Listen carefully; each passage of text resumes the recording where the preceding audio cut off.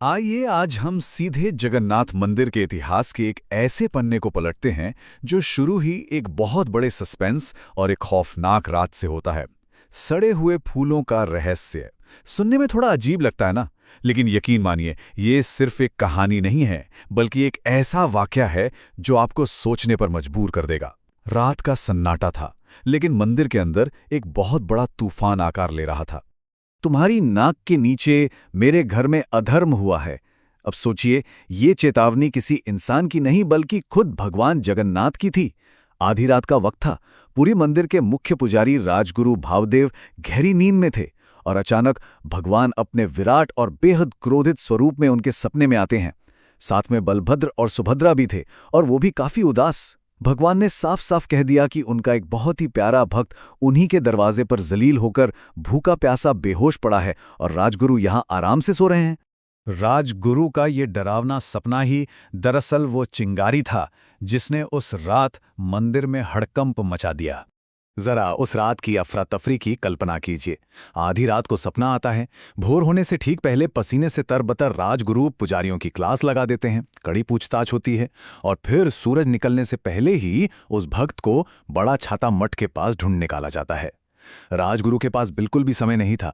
भगवान का अल्टीमेटम एकदम क्लियर था। अगर सूर्योदय से पहले वो भक्त नहीं मिला तो पूरी का सवेरा कभी सुखद नहीं होगा। क्या खौफनाक स्थिति रही होगी, है ना? अब सवाल ये है कि आखिर ऐसा क्या हुआ था। चलिए थोड़ा पीछे चलते हैं, सिंह द्वार पर हुए उस अपमान की तरफ। यहां पर नजरिया देखिए, मतलब सोच का कितना बड़ा खेल है। दिन के समय जब मनोहर दास मंदिर पहुंचे थे तो उनके हाथ में एक पुराना मैला सा गमछा था जिसमें कुछ बंधा हुआ था। अब पुजारियों को क्या लगा? उन्हें उसमें से भयंकर बदबू आ रही थी। उन्हें लगा जैसे कोई सड़ा हुआ कीचड़ या कचरा है। उन्होंने अपने अहंकार में आकर उसे भगवान के लायक ही नहीं समझा। लेकिन मनोहर दास के लिए, उनके लिए वो कोई कचरा नहीं बल्कि साक्षात भगवान का आशीर्वाद था।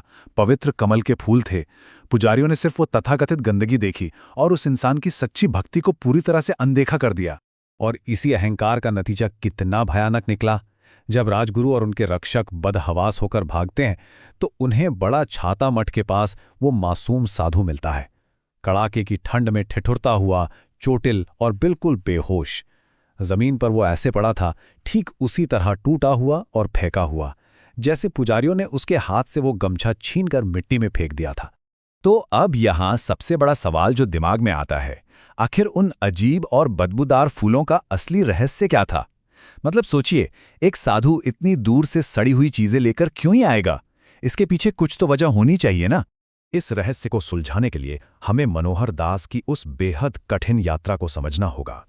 मनोहर दास महेंद्र पर्वत से सैकड़ों मील पैदल चलकर आ रहे थे। ये कोई आम सफर नहीं था। उनके अंदर भगवान जगन्नाथ के दर्शन की एक ऐसी तड़प थी, एक ऐसी पुकार थी कि उन्होंने अपनी जान की परवाह ही नहीं की।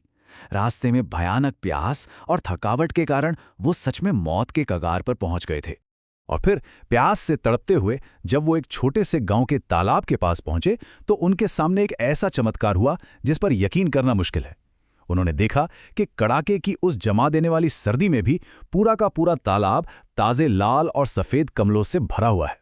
अब देखिए, प्रकृति के नियम के हिसाब से तो सर्दियों में कमल का खिलना बिल्कुल असंभव है। मनोहर दास तुरंत समझ गए कि भाई ये कोई आम फूल नहीं है, ये सीधे प्रभु का आशीर्वाद है। उन्होंने बिना कुछ सोचे उन फूलों को तोड़ा और अपने पास मौजूद सबसे कीमती कपड़ा यानी उसी मैले गमछे में लपेट लिया।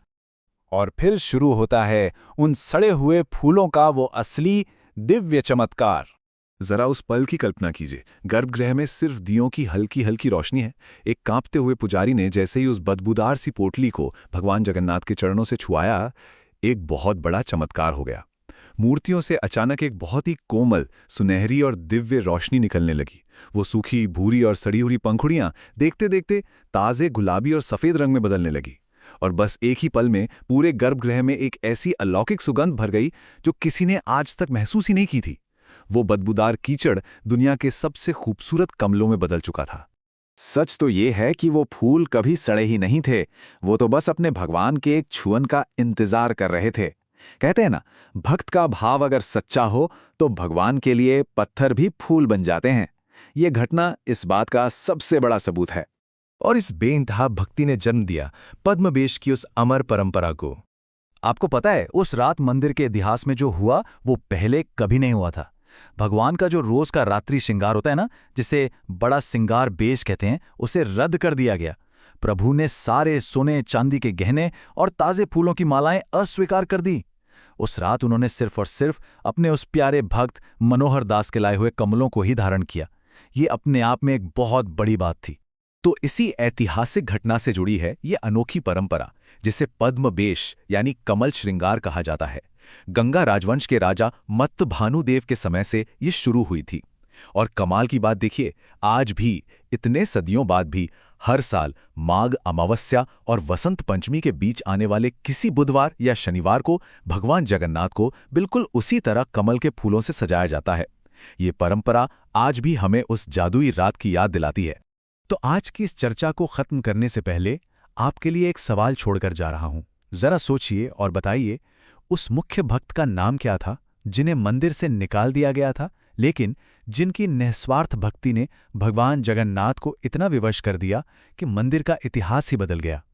इस विचार के साथ आज का ये विश्लेषण यहीं खत्म करते हैं। उम्मीद है ये अद्भुत कहानी आपको हमेशा याद रहेगी।